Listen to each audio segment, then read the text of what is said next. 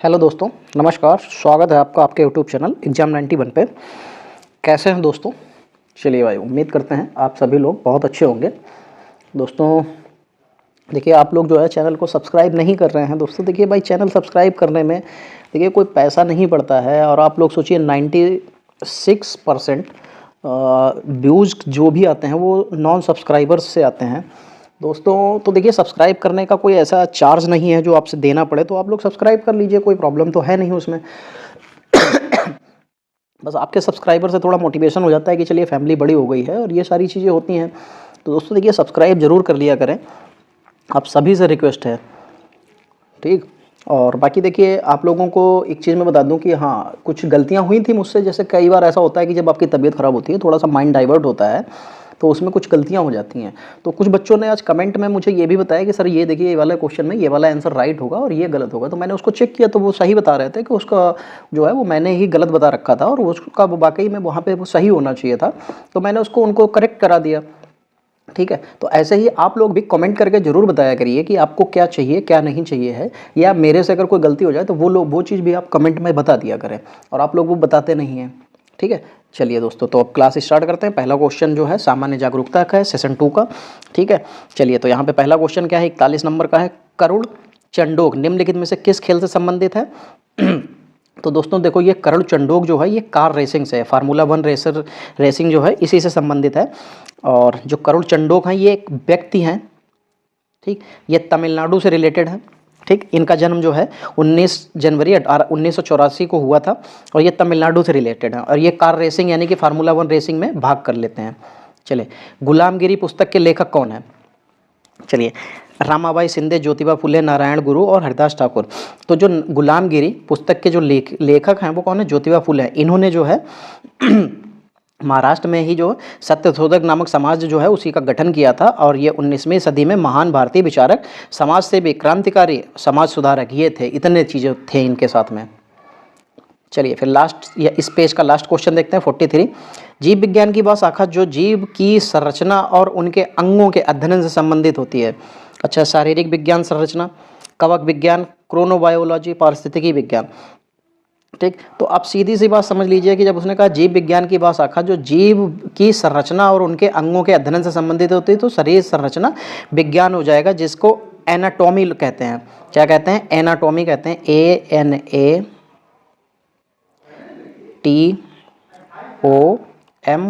ANATOMY, ठीक, anatomy.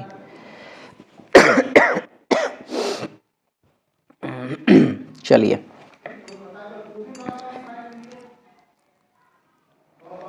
Forty 44 number देखिए। 44 में क्या लिखा है? प्रसिद्ध खजुराहो स्मारक समूह का निर्माण किसके द्वारा कराया गया था? चलिए भाई, तो सोलंकी द्वारा, चंदेल द्वारा, गढ़वाल द्वारा या चालुक्य द्वारा? तो देखो, ये जो प्रसिद्ध खजुराहो जो स्मारक समूह है, इनका जो निर्माण था वो चंदेल शासकों ने कराया था। किसने कराया था दोस्तों?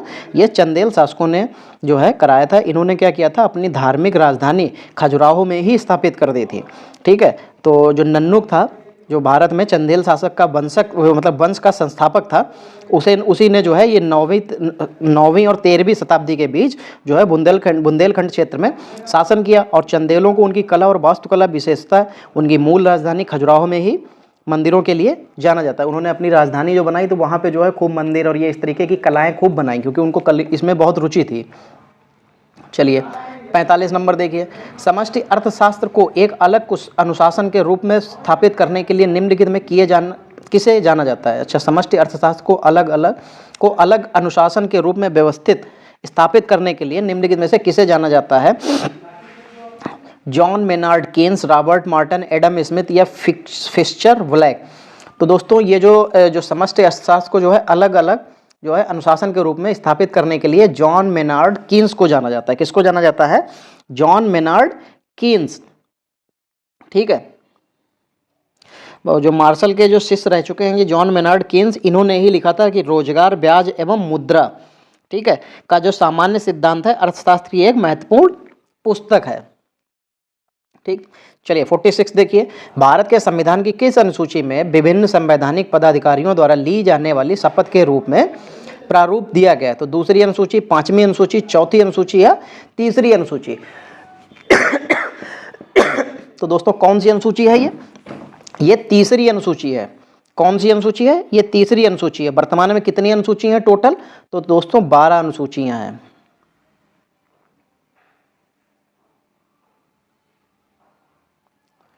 ठीक, 12 अनुसूचियां टोटल हैं, जिसमें से तीसरी अनुसूची में जो है, जो संवैधानिक पदाधिकारी जो द्वारा जो संविधान में द्वारा शपथ ली जाती है, उसके प्रारूप को दर्शाया गया है। ठीक, चलिए 47 नंबर देखिए। मुगल सम्राट ने आलमगिरी की उपाधि धारण की थी। किस मुगल सम्राट ने आलमगिरी की उपाधि धारण की थी? अकबर, औरंगजेब, जहांगीर, शाहजहां। तो जो मुगल आलमगिरी की उपाधि धारण की थी तो वो औरंगजेब था। ठीक, कौन था? औरंगजेब। आलमगिरी का अर्थ क्या होता है? इसका अर्थ होता है विश्व विजेता। क्या अर्थ होता है? विश्व विजेता। ठीक, आलमगिरी का अर्थ क्या होता है? विश्व विजेता होता है। ठीक, इसने औरंगजेब का शासन कब से कब तक था? तो 1658 से 1707 तक इसने शासन किया था। ठीक है, और जो भारत के जो मुगल सम्राट थे उसका ये अंतिम शासक था। ठीक है, ये शाहजहां का पुत्र था, शाहजहां और मुमताज का। चलिए 48 नंबर। कार्ल जलडब्रू मध्य यानी कि स्ट्रेट भूमध्य सागर को अटलांटिक सागर से जोड़ता है। चलिए, मैसीना, बोनीफेसियो, कैर्च या जिब्राल्टर। तो जिब्राल्टर जो जल संधि है, जिब्राल्टर जलडमरू मध्य, ये भूमध्य सागर को अटलांटिक महासागर से जोड़ती है। ठीक है, चलिए 49 नंबर देखिए। 49 नंबर। 49 नंबर में क्या हो जाएगा? भारत की बैंकिंग प्रणाली के संदर्भ में IFSC का पूर्ण रूप क्या है? कल भी ये आया था, जहाँ पे लिखा था IEEC, शायद लिख गया था, तो वहाँ पे मैंने इसको सही कराया था। नहीं, IFSC का कुछ ऐसा ही कुछ आया था, IIM आया था, जो भी है, एक फुल फॉर्म आई थी, इसी से रिलेटेड आई थी क्वेश्चन से। तो IFSC की, हाँ, नीट की, नेफ्ट की फुल फॉर्म आई थी कल वाले सेट पेपर में। इसकी फुल फॉर्म थी नेफ्ट की। ठीक, और IFSC की वो भी, नेफ्ट भी जो है इसी तरीके से रिलेटेड होती है। ठीक है, वो भी जो है फंड ट्रांसफ़र के लिए होती है, और ये IFSC भी जो होती है फंड ट्रांसफ़र के लिए होती है, लेकिन इसकी फुल फॉर्म जो होती है क्या होती है? Indian financial system code. IFSC की कोड, जब मैं कंप्यूटर की क्लास अपनी जो भी मेरी पुरानी पढ़ी है, आप उसको जाइए, उसको देखिए, आपको वहाँ पे कंप्यूटर की क्लास में IFSC, आपको ये NEFT और इस तरीके की सारी फुल फॉर्म मिलेंगी। इनके अंदर कोडिंग का इस्तेमाल कौन कौन सा होता है, ये सब मिलेगा आपको। ठीक है, तो IFSC का पूर्ण रूप क्या हो जाएगा? Indian financial system code. तो यहाँ पे पहला ऑप्शन में आपको मिल जाएगा, ये बिल्कुल सही हो जाएगा। ठीक है, इसमें जो है ये एक तरीके का अल्फा न्यूमेरिक कोड होता है। ठीक है, और ये नेफ्ट प्रणाली का जो भाग होता है, ये उसी की एक शाखा के रूप में काम करता है, और इसमें 11 अंकों का कोड होता है, ये याद रखिएगा।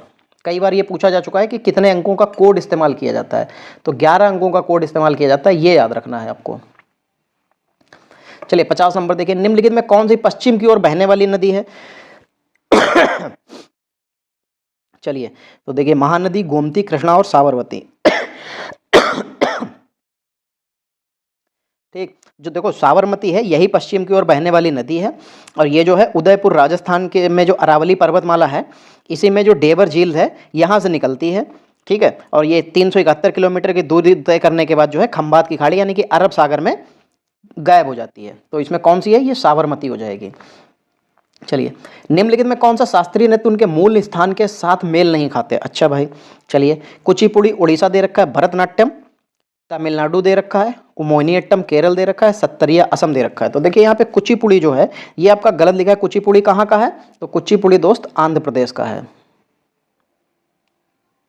ठीक, कहाँ का है? आंध्र प्रदेश। ठीक, चलिए, फिर भरतनाट्यम तमिलनाडु सही लिखा है, मोहिनीअट्टम केरल से है, सत्तरिया असम बिल्कुल सही लिखा हुआ है। चलिए 52 देखिए। सरिस्का टाइगर रिजर्व में स्थित है, किस में स्थित है? मध्य प्रदेश में, महाराष्ट्र में, उत्तराखंड या राजस्थान? तो सरिस्का राजस्थान, कहाँ पड़ेगा? राजस्थान। ठीक, चलिए, फिर 53 नंबर देखिए। दरिंगबाड़ी हिल स्टेशन कहाँ स्थित है? झारखंड, पश्चिम बंगाल, उड़ीसा और मध्य प्रदेश। इनमें से दरिंगबाड़ी जो है, कहाँ हिल स्टेशन जो पड़ेगा, ये कहाँ स्थित होगा? तो दोस्तों ये उड़ीसा में स्थित होगा। ठीक, चलिए 54 नंबर देखिए। निम्नलिखित में कौन सी आग्नेय चट्टान है? तो लिखा है स्लेट, संगमरमर, ग्रेनाइट या चूना पत्थर। तो देखो जो इसने पूछा है कि आग्नेय चट्टान जो है, तो आग्नेय चट्टान जो है हमारी वो ग्रेनाइट जो आग्नेय चट्टानें होती हैं ये हो जाती हैं। जो ग्रेनाइट आग्नेय चट्टानें जो होती हैं इन्हीं को हम लोग आग्नेय चट्टानें भी कहते हैं। ठीक है, और इसमें जो है मणि भी है, जो दाने एक तरीके के समझिए दानेदार शिला होती है। ठीक है, इसमें दाने दाने से दिखाई देते हैं। और बाकी जो तमिलनाडु में तंजावुर नगर में जो बृहदेश्वर मंदिर बना है ये इसी पत्थर से मिलके बना हुआ है। ग्रेफाइट ग्रेनाइट पत्थर जो है इन्हीं से मिलके ये तंजावुर मंदिर जो है पूरा बना हुआ है। चलिए 55 नंबर देखिए, 1964 में जवाहरलाल नेहरू की मृत्यु के बाद भारत के कार्यवाहक प्रधानमंत्री कौन बने थे? देखो ये कार्यवाहक प्रधानमंत्री जो हैं ये 2 बार बन चुके हैं।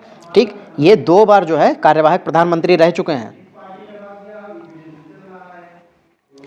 चलिए, ये क्वेश्चन कई बार पूछा गया कि ऐसे कौन से प्रधानमंत्री थे जो 2 बार कार्यवाहक प्रधानमंत्री रहे हैं? तो ये नाम याद रख लीजिएगा, कौन थे? गुलजारी लाल नंदा। ये जो है 1962-64 में नेहरू की जब मृत्यु हुई थी तब उसके बाद में ये कार्यकारी प्रधानमंत्री बने थे, और एक बार और बने थे। ठीक है, ये अब पाकिस्तान में पहुंच गया वो एरिया सियालकोट, ये वहाँ के जन्मे हुए व्यक्ति थे। ठीक है, और इन्होंने जो है भारत के 2 बार कार्यकारी प्रधानमंत्री रह चुके हैं। चलिए 56 नंबर देखिए, निम्नलिखित में कौन सा भारतीय रिजर्व बैंक का गवर्नर नहीं था? अच्छा भाई, चलिए, तो मनमोहन सिंह लिखे हैं, MS गिल लिखे हैं, R नरसिम्हन लिखे हैं, D सुब्बा राव। तो देखो दोस्तों यहाँ पे मनमोहन सिंह भी गवर्नर रह चुके हैं, M नरसिम्हन भी रह चुके हैं और D सुब्बा राव भी रह चुके हैं। ठीक है, बस कौन नहीं रहा है? ये MS गिल नहीं रहे। मनमोहन सिंह जो रहे थे वो 1982 से 85 के बीच में रहे थे। ठीक, और जो M नरसिम्हन है ये रहे थे 77 से, मतलब ये 1977 में बने थे और 1977 में कुछ साल के लिए बने, तो 77 से 77 तक ही रहे। ठीक, फिर D सुब्बा राव जो हैं ये 2 बार बने हैं। एक तो 2008 से 11 तक रहे थे। ठीक, फिर दोबारा 2011 से 13 तक रहे थे। ठीक, तो 2 बार ये रह चुके हैं।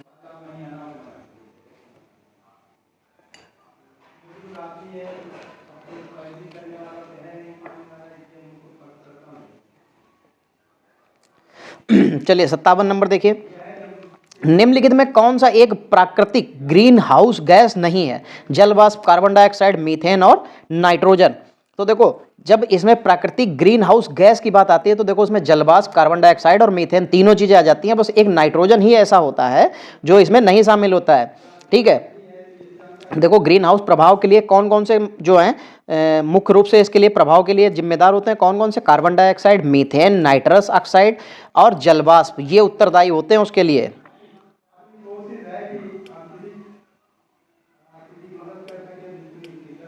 ठीक है, जो ग्रीन हाउस गैस होता है वो होता क्या है? देखो ग्रीन हाउस गैस का मतलब जो होता है कि जो सूर्य से आने वाली जो विकिरण को जो है पृथ्वी पर तो आ जाती है, लेकिन क्या करे पृथ्वी से उसे वापस जाने को मतलब जाने के लिए अवशोषित कर ले, जाए तो लेकिन वो कम जाए। ठीक है, और उससे क्या होगा? पृथ्वी का तापमान बढ़ जाएगा, तो वो क्या कहलाता है? वो जलवाष्प कहलाता है।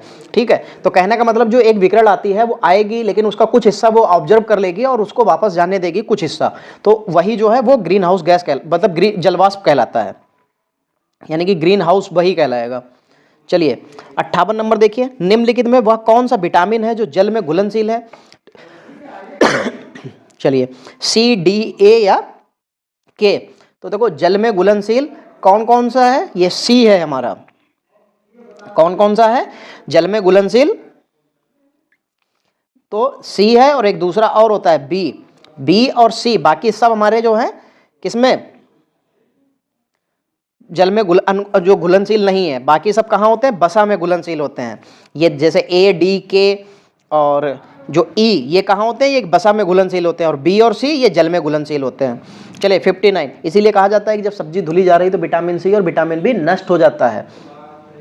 ठीक, चलिए 59 नंबर देखिए कि निम्नलिखित में कौन सा राज्य भारतीय संविधान की 6ठी अनुसूची में शामिल है? नागालैंड, मणिपुर, मिजोरम या अरुणाचल प्रदेश। तो कौन इसमें शामिल है? तो दोस्तों मिजोरम शामिल है। कौन शामिल है? मिजोरम। ठीक, जो छठी अनुसूची है उसमें भारतीय संविधान के अनुच्छेद 244 के अनुसार असम, मेघालय, त्रिपुरा और मिजोरम में जो जनजातीय क्षेत्र होते हैं, प्रशासन के प्रावधान है उनमें, ठीक है, उनमें विशेष प्रावधान दिया गया है, ठीक है, तो इसीलिए उसको मिजोरम को शामिल किया गया उसमें। चलिए 60 नंबर देखिए, फ्लैजिलम। फ्लैजिलम बाल जैसी संरचनाएं हैं जो निम्नलिखित में किस जीव के चालन उपांगों के रूप में कार्य करती हैं। तो देखो अमीबा, जीवाणु, विषाणु या पैरामीशियम। तो दोस्तों ये जीवाणु में काम करती हैं। किस में काम करती हैं? ये जीवाणु में काम करती हैं। जो फ्लैजिलम है एक लंबी चुंबकी जैसी संरचना होती है जो बैक्टीरिया को गति देने में सहायता करती है, ठीक है। चलिए 61 नंबर देखिए, सचिन तेंदुलकर ने अपने मैच में पहला एक दिवसीय अंतर्राष्ट्रीय शतक बनाया था। तो मतलब उन्होंने एक दिवसीय शतक बनाने के लिए, पहला एक दिवसीय शतक बनाने के लिए कितने मैच खेले थे? 76, 79, 78 या 77। तो दोस्तों उन्होंने तब तक 79 मैच खेल डाले थे। उसके बाद उन्होंने अपना पहला एक दिवसीय शतक बनाया था। उससे पहले टेस्ट में भले ही बना चुका हूं, लेकिन एक दिवसीय शतक नहीं बनाया था, ठीक। और उन्होंने जो है 89 में तो ये है मैच में पदार्पण तो कर लिया था, मैच खेलने लग गए थे, लेकिन 94 में यानी कि 5 साल बाद शतक बना पाया था। चलिए 62 देखिए, विश्व का सबसे बड़ा यूरेनियम उत्पादक देश कौन सा है? उज्बेकिस्तान, कजाकिस्तान, अमेरिका और भारत। तो यूरेनियम का सबसे बड़ा जो उत्पादक देश है वो कजाकिस्तान है। कौन? कजाकिस्तान, ठीक है। 2019 के खनन के उत्पादन का हिसाब जो लगाया जाए तो 43% उत्पादन जो है इसने किया था, ठीक है। और इसके बाद में जो आता है वो आता है कनाडा। सेकंड नंबर पे कौन आता है? कनाडा, जिसने 13% उत्पादन दिया था, ठीक है।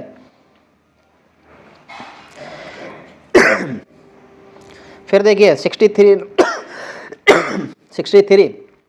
निम्नलिखित में किसे भारतीय प्रतिभूति एवं विनिमय बोर्ड यानी कि सेबी का चेयरमैन 28 फरवरी 2022 को नियुक्त किया गया? तो किसको नियुक्त किया गया था? चलिए राधा चौहान, माधवीपुरी बुच या बनीता मार्ग या माला अडिग। तो ये माधवीपुरी जो बुच हैं इन्हीं को सेबी का नया चेयरपर्सन नियुक्त किया गया है, ठीक है। देखिए करंट आपके लिए अच्छी खासे लेवल की आएगी तो आप उसको बिल्कुल अच्छे से तैयार रखिएगा। चलिए फिर 64 नंबर देखिए, 64 नंबर में क्या दिखा है? भारतीय महिला खिलाड़ी वी.आर. विनीता ने किस खेल से संन्यास लेने की घोषणा 21 फरवरी 2022 को की है? तो यानी कि ये वी.आर. विनीता जो है ये क्या खेलती हैं? टेनिस, क्रिकेट, बैडमिंटन या मुक्केबाजी। तो ये खेलती हैं क्रिकेट। क्या खेलती हैं? क्रिकेट। और इन्होंने सभी प्रारूपों से संन्यास ले लिया है। इन्होंने जो है 2014 से 2016 के मध्य जो है 6 एक दिवसीय और 16 T20 मैच खेले थे, ठीक। बस इससे ज़्यादा इन्होंने कुछ खेला भी नहीं है, इसीलिए इनका नाम इतना कोई जानता भी नहीं है। चलिए 65 नंबर देखिए, निम्नलिखित में से किस स्थान पर म्यूजियम ऑफ द फ्यूचर नामक संग्रहालय खोला गया है? अच्छा चलिए, दुबई संयुक्त राज्य अमेरिका, पेरिस फ्रांस में या टोक्यो जापान में या जिनेवा स्विट्जरलैंड में। तो दोस्तों ये म्यूजियम ऑफ द फ्यूचर नामक संग्रहालय जो है कहाँ खोला गया? दुबई में खोला गया है, ठीक है। इसका जो उद्घाटन है वो फरवरी 2022 में ही किया गया है और इसे बनाने में लगभग 9 साल लगे हैं, ठीक। और ये 7 मंजिला संग्रहालय 77 मीटर ऊंचा है। चलिए आगे चलते हैं। चलिए फिर देखिए यहाँ पे इंग्लिश आई है। सेकंड पोर्शन जो हमारा है इंग्लिश का है, इसको भी आपको क्वालिफाई करना पड़ेगा। इसको बिना क्वालिफाई करे आप जो है अपनी जॉब को ले नहीं सकते हैं। चलिए पहला जो है वो क्या लेना है हमको? Select the most appropriate antonym of the given word, ठीक है। तो इसमें पहला मीनिंग क्या है? अमास। अमास का मतलब क्या होता है? एकत्र करना। क्या करना होता है? एकत्र करना,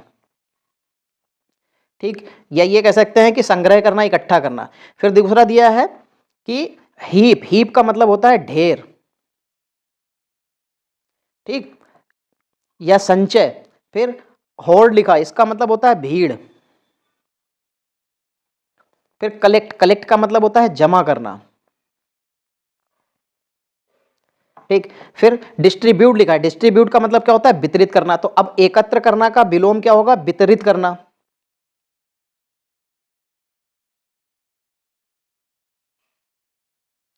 ठीक, वितरित करना। तो यहां पे इसका सिनोनियम एंटोनियम क्या हो जाएगा? वितरित करना। चलिए 67, select the word which means the same as the group of words given. The original inhabitant of the country, इसका मतलब होता है कि जो वहीं किसी देश का निवासी होता है। इनहेबिटेंट्स का मतलब होता है निवासी, मूल निवासी होता है, इसका मतलब इनहेबिटेंट्स का मतलब होता है मूल निवासी। द ओरिजिनल मूल निवासी मतलब जो वास्तव में मूल निवासी ऑफ अ कंट्री, किसी कंट्री का जो मूल निवासी होता है उसको हम लोग क्या कहते हैं, तो उसको कहते हैं स्लैव्स। क्या कहते हैं, क्या कहते हैं दोस्तों, स्लैव्स कहते हैं। Yes, SLAVS। यहाँ पे क्या आ जाएगा, सेलेब्स हो जाएगा। चलिए 68 नंबर देखे, select the most appropriate word for the given group of bird, a person who sells the arrange cut flowers. ये अभी परसों या कल वाले में ही आया था कि जो फ्लावर का काम करता है उसको क्या कहते हैं, फ्लोरिस्ट कहते हैं। क्या कहते हैं, फ्लोरिस्ट। ठीक, चलिए देखिए चीज़ें आप यहाँ पे रेगुलर रहिए, आपको चीज़ें खुद पता चल जाएगा कि रिपीटेड हो रही हैं, और रिपीटेड होने लगेंगी तो आपको याद हो जाएंगी, आपको भी लगने लगेगा कि यार ये तो मैंने पढ़ा था। ठीक है, चलिए 69 देखिए क्या लिखा हुआ, एब्स्ट्रैक्ट लिखा हुआ, इसका मतलब होता है सार या संक्षेप। क्या, सार या संक्षेप। ठीक, फिर वेग लिखा हुआ है, वेग, इसका मतलब क्या होता है, अस्पष्ट या अनिश्चित। ठीक, फिर कंसर्ड लिखा हुआ है, नहीं कॉन्क्रीट लिखा हुआ है, इसका मतलब तो ठोस होता है। कॉन्क्रीट सुना है ना तुमने, जैसे आप लोगों ने कॉन्क्रीट सुना होगा, वैसे ये कॉन्क्रीट होता है। इसका मतलब क्या होता है, ठोस, बंजरी, कंक्रीट, वही चीज़ आ गई ना, कंक्रीट। फिर एल्यूसिव, एल्यूसिव का मतलब क्या होता है, मायावी, जो है टाल मटोल करने वाला जो होता है, मायावी, जो उल्टा सीधा कुछ भी बताता रहता है। फिर इनटेंजिबल, क्या मतलब क्या होता है, इसका मतलब होता है अस्पर्श या अमूर्त। ठीक, क्या होता है, अस्पर्श, यानी कि जिसको छुआ ना जा सके। ठीक, तो यहां पे एंटोनियम बताना था, सार संक्षेप। तो अब आप एक चीज ये बताइए, एंटोनियम, सार, संक्षेप।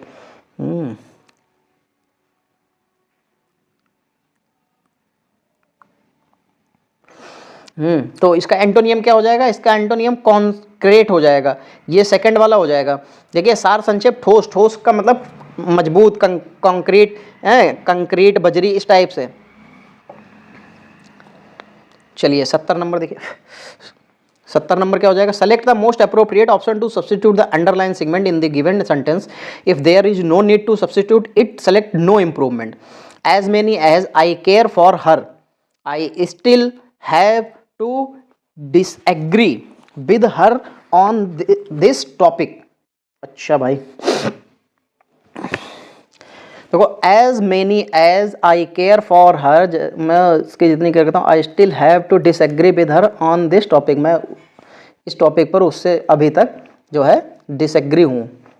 तो एज मेनी एज नहीं होना चाहिए, एज मच एज हो सकता था, as much as I care for her, ये बिल्कुल सही होगा, तो एज मच एज एयर आ जाएगा। चलिए 71 नंबर देखिए, select the most appropriate meaning of the given idiom, every cloud has a silver leaning.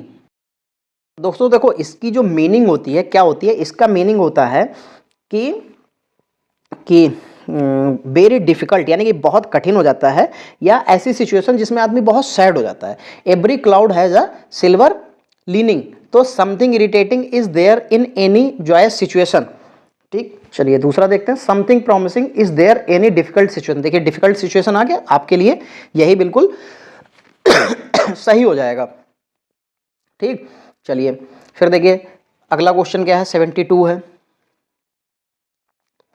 72 में क्या हो जाएगा, select the most appropriate option to substitute the underlined segment in the given sentence, if there is no need to substitute it, select no improvement. चलिए भाई, over the past 20 years there has been a constant decline is the variety of vegetables that we eat because the native varieties are no longer available. Over the past 20 years there has been a constant decline in every variety of vegetables that we eat because their native varieties are no longer available. दोस्तों जब यहाँ पे भी देखिए आगे future में past मतलब present में दे रखा है, तो यहाँ भी प्रेजेंट में है, तो गलती तो कुछ नहीं है, हैड बीन हो नहीं सकता, वाज बीन, इज बीइंग का कोई मतलब नहीं है, ठीक है, तो वो तो पैसिव फॉर्म में हो जाएगा, इसको हमको पैसिव फॉर्म में तो बनाना नहीं है, तो यहाँ पे ये इसमें कोई इंप्रूवमेंट की जरूरत तो है नहीं, तो यहाँ पे ये बिल्कुल सही हो जाएगा, क्योंकि देखिए आगे आर भी दे रखा है।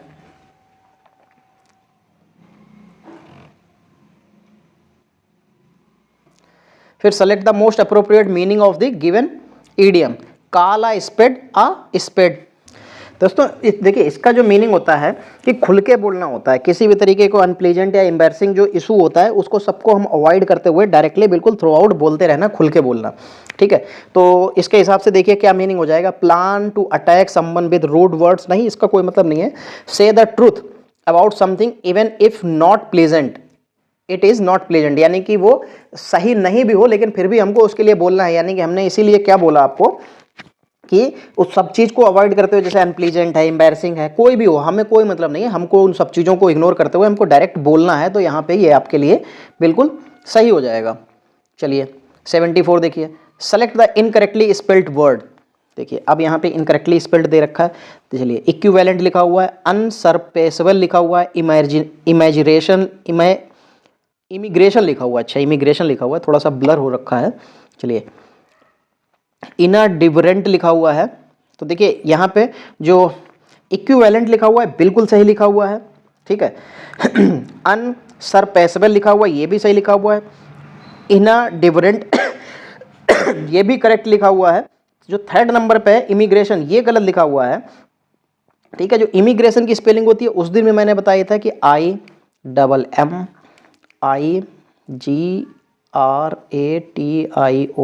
इमिग्रेशन होता है, तो यहाँ पे आपके लिए यही गलत है। देखिए इमिग्रेशन की आज ये तीसरी बार स्पेलिंग आई है। चलिए select the most appropriate word to fill in the blank, इन खाली जगह of the great work he is doing for economical weaker children, he has been given a special award. अच्छा in of great work he is doing for economical weaker children, he was been giving a special award। अच्छा इन resolution नहीं होगा, resolution of great work नहीं हो सकता, recognition of great work he is doing for economical weaker childrens, ये हो सकता है। In award of great work is doing for the economical weaker children, ये भी हो सकता है, अवार्ड तो दिया जा सकता है, रिवार्ड नहीं होना चाहिए। तो यहाँ पे रिकॉग्निशन बिल्कुल दोस्तों सही हो जाएगा, जो है उसको जो इकोनॉमिकल वीकर चिल्ड्रन जो थे उनको स्पेशल अवार्ड दिया था, ठीक है। इसीलिए तो यहाँ पे जो है अवार्ड नहीं हो सकता, ठीक है, तो इसीलिए यहाँ पे अवार्ड नहीं हो सकता था, क्योंकि उसने जो था जो इकोनॉमिकली वीकर सेक्शन वाले जो बच्चे थे उनको अवार्ड दिया था और उनके अच्छे काम के लिए, ठीक है। तो यहाँ पे रिकॉग्निशन जो है बिल्कुल सही हो जाएगा, उनको मतलब जांच परख के जो है पड़ताल करके उसको फिर उसके बाद में उन लोगों को जो है उन बच्चों को उसने अवार्ड दिए थे, तो यहाँ पे अवार्ड नहीं हो सकता था, उनके ऊपर जांच करनी थी, ठीक है, फिर उसके बाद देना था। चलिए 76 देखिए, select the most appropriate word to fill in the blank, we found it to climb further due to bad weather and decided to give up expeditions, we found it क्या इम्पॉसिबल, बोरिंग, एक्साइटिंग, प्लीजेंट। देखो impossible असंभव था चढ़ना, further due to bad weather जो खराब मौसम था उसकी वजह से, तो इसीलिए उन लोगों ने डिसाइड किया था वहाँ पे रुकने का, वहाँ पे स्टे करने का। तो यहाँ पे क्या था, we found it impossible to, क्योंकि देखो बोरिंग तो हो नहीं सकता था क्योंकि मौसम खराब था, उससे कोई मतलब नहीं था, एक्साइटिंग भी नहीं होगा, फिर प्लीजेंट तो खुशी वाला तो हो ही नहीं सकता था, तो क्या होगा, बहुत मुश्किल था वहाँ पे चढ़ना क्योंकि मौसम खराब हो रखा था। चलिए फिर देखिए 77 number, select the wrongly spelled word. चलिए अपोजिशन लिखा हुआ है, ऑपरेशंस लिखा हुआ है, अप्यूलेंस लिखा हुआ है, अपॉर्चुनिटी लिखा हुआ है, ठीक। देखो जो अपॉर्चुनिटी की स्पेलिंग लिखी हुई है आप उसको अगर ध्यान से देखेंगे तो देखो अपॉर्चुनिटी की स्पेलिंग क्या होती है, OPPORTUNITY, NITY लिखा तो सही है यार, अच्छा यू लिखा है यहाँ पे, यू नहीं होना चाहिए, OPPO लिखा होना चाहिए था, OPPORTU यहाँ पे होता है NITY, अपॉर्चुनिटी। अपॉर्चुनिटी मतलब क्या होता है? मौका। तो यहाँ पे अपॉर्चुनिटी की स्पेलिंग ये नहीं होगी, तो यू की जगह पे ओ बनेगा, लेकिन एक यू आता है, वो कहाँ पे आता है दोस्तों? वो किसके बाद आता है? वो टी के बाद आता है और एन से पहले आता है। चलिए, select the most appropriate option to substitute the underline segment in the given sentence. If there is no need to substitute it, select no improvement. After going through their brochure, I has decided to make a donation to help their campaign. अच्छा भाई, चलिए दोस्तों, देखिए यहाँ पे लिखा after going through their brochure I has decided to make a donation to help their campaign. यहाँ पे देखिए दोस्तों, ये लिखा हुआ है आई हैज़, इसी में गलती है, तो लिखा हुआ है यहाँ पे हैज़ तो इस्तेमाल नहीं होगा, ठीक है, ये पास्ट में बन जाएगा I decided to make donation to help. मैंने डिसाइड किया उसको मदद करने के लिए, डोनेशन देने के लिए, कि उससे हेल्प हो जाए उसकी देयर कैंपेन में, उसकी कैंपेन में हेल्प हो जाएगा। ठीक, तो यहाँ पे पहला वाला ऑप्शन सही हो जाएगा, I decided to make a donation. ठीक है, ये हैज़ नहीं होगा, आई के साथ में हैज़ नहीं यूज होगा यहाँ पे। Select the most appropriate सिनोनियम of the given word. फिर क्या लिखा हुआ है यहाँ पे? ट्रस्ट। ट्रस्ट का मतलब क्या होता है? विश्वास। ठीक, फिर सेफ्टी। सेफ्टी का मतलब क्या होता है? सुरक्षा या सलामती। फिर वेलफेयर। वेलफेयर का मतलब क्या होता है? कल्याण। फिर बिलीफ। बिलीफ मतलब भी एक तरीके का विश्वास ही होता है या धारणा होती है।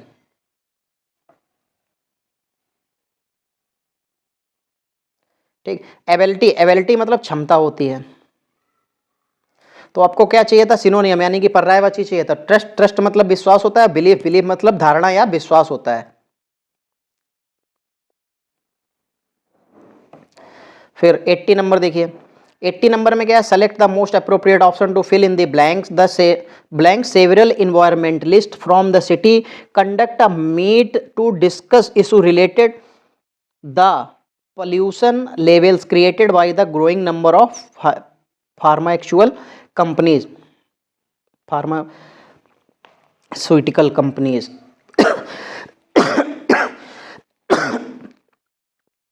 ठीक, क्या हो जाएगा?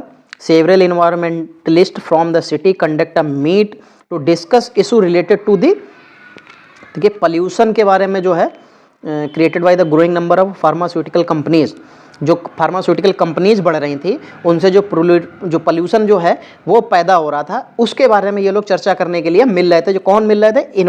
इन्वायरमेंटलिस्ट जो थे वो मिल रहे थे। तो यहाँ पे क्या हो जाएगा? राइज बिल्कुल सही हो जाएगा, उठना, यानी कि वो लोग इस मुद्दे पे बात उठाना चाहते थे, तो इसलिए वो लोग चर्चा करना चाह रहे थे, बात करना चाह रहे थे, तो राइज इन हो जाएगा। ठीक है, बहस करना या चर्चा करना होगा, राइज इनका मतलब यहाँ पे। चलिए, select the most appropriate word to fill in the blanks. क्या हो जाएगा? We have title choice early in life but as we grow older choice. We have title choice early in life but as we grow older choice. Choice क्या हो जाती है?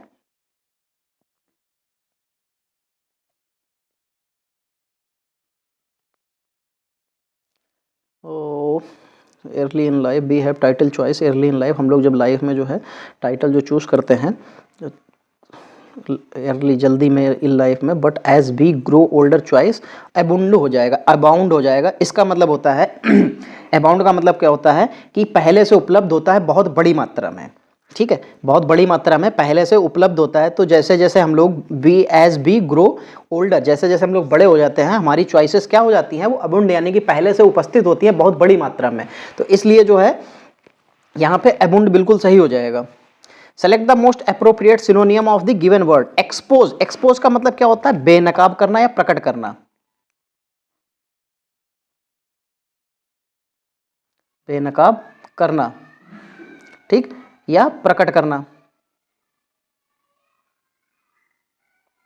फिर बरी, बरी मतलब होता है दफनाना या दफन करना। फिर हाइड, हाइड मतलब क्या होता है, छिपाना होता है। रिवील, रिवील मतलब क्या होता है, मतलब पता चलना या प्रकट करना होता है, ठीक है, प्रकट करना, ठीक। और प्रोटेक्ट, प्रोटेक्ट मतलब क्या होता है, रक्षा करना। तो देखो एक्सपोज मतलब बेनकाब करना, प्रकट करना, ठीक। तो यहां पे भी रिवील, रिवील में मतलब क्या लिखा हुआ है, प्रकट करना। तो यहां पे आपके सामने जो सिनोनियम हो जाएगा वो क्या हो जाएगा, रिवील हो जाएगा, कि मतलब प्रकट करना। फिर क्या लिखा हुआ, in the sentence identify the segment which contains the grammatical error. Though she was able to finish the work on time, she could not go to, couldn't do that out in fear. अच्छा भाई, though she was able to finish the work on time, she couldn't do that out in fear. Able to finish the work on time, she couldn't do that out in fear। Out in fear नहीं दोस्तों, यहाँ पे out क्या होना चाहिए था, out of fear होना चाहिए था, यानी कि वो डर की वजह, डर से बाहर होकर ये काम जो है विद इन टाइम खत्म कर सकती है, वर्क ऑन टाइम पे खत्म हो सकता है। तो यहाँ पे आउट इन फियर नहीं, आउट ऑफ फियर, ठीक, ये होगा, आउट ऑफ फियर हो जाएगा। चलिए 84 देखिए, the sentence identify the segment which contains the grammatical error.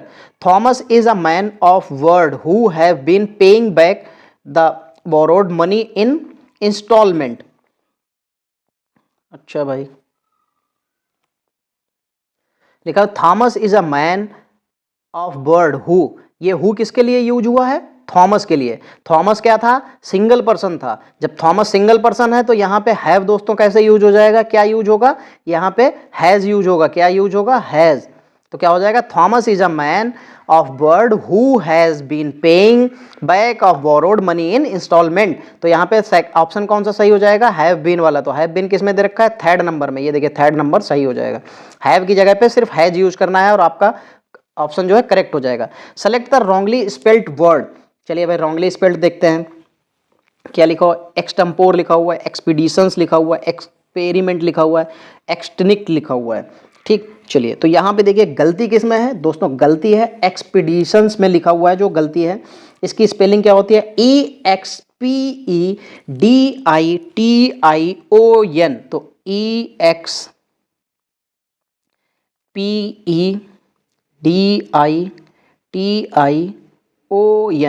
ठीक, एक्सपीडिशंस होता है, ये होगी इसकी स्पेलिंग। तो यहाँ पे आपके सामने ये गलत है, आई की जगह पे ई बनना चाहिए, बाकी सब कुछ सही है।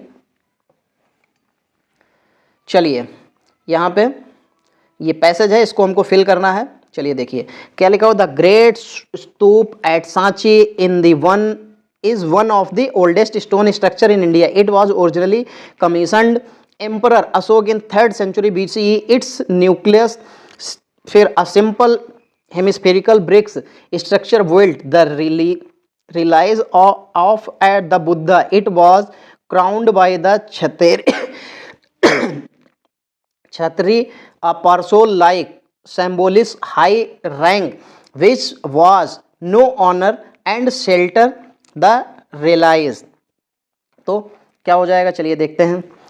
The great stupa art Sanchi is one of the oldest stone structure in India. It was originally commissioned by emperor, by होना चाहिए यहाँ पे, देखिए सेकंड ऑप्शन दे रखा है विद बाई फ्रॉम टू, तो by emperor Ashok in 3rd century. Ashok जो एम्परर अशोक था ये उसके द्वारा बनाया गया था, तो उसके द्वारा तो बाई आ जाएगा, ठीक है। चलिए 87 देखते हैं।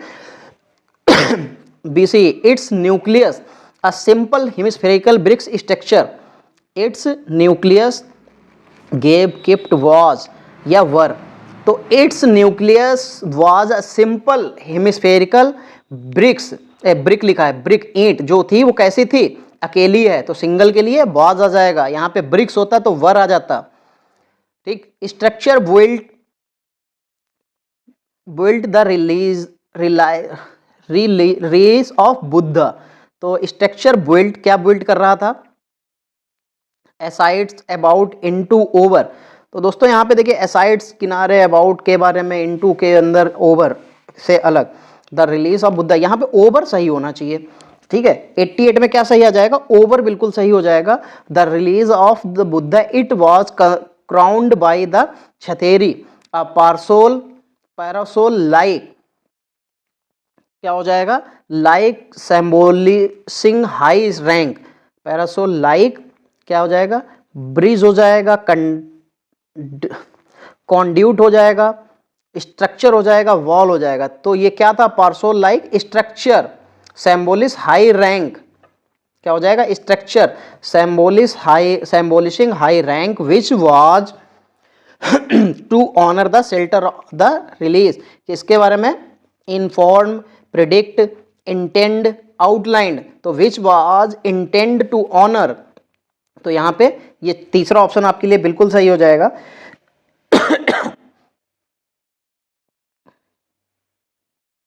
इसका मतलब होता है पर्पस, ठीक है। इंटेंट का मतलब होता है पर्पस, ठीक है। तो इसीलिए which was purpose to honour the shelter the relics, तो वहां पे ये इंटेंट बिल्कुल सही हो जाएगा। चलिए दोस्तों, आज की क्लास जो है हम लोगों की यहीं पे समाप्त होती है। अगर आपको क्लास पसंद आई है तो दोस्तों वीडियो को लाइक जरूर कीजिए, वीडियो को शेयर कीजिए, और जो भी लोग नए देखते हैं दोस्तों चैनल को सब्सक्राइब जरूर कर लीजिए। चलिए दोस्तों, मिलते हैं अगली क्लास में, तब तक के लिए जय हिंद दोस्तों।